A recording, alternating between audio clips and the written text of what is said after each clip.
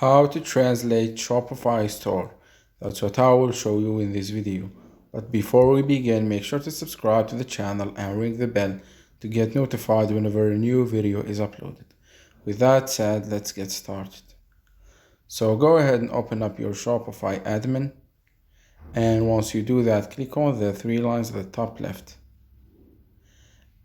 And before I show you how to translate the store, let me show you how the store language is looking like right now.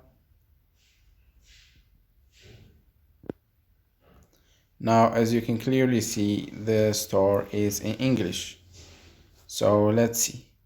Once you're here, click on settings at the bottom and then scroll down to languages. And as you can see, there's a section that says published languages and it has English as the default set. So click on change default next to it. And it will give you a languages drop down from which you can find a lot of languages that you can translate your store to. So go ahead and pick anyone. Say for example, I will pick French. Then click on save at the bottom. And let's go back to the store and refresh it. And as you can see, the store is now in French. So that was it for this video. That's how you can translate your Shopify store. If you have any questions, please leave them in the comment section down below.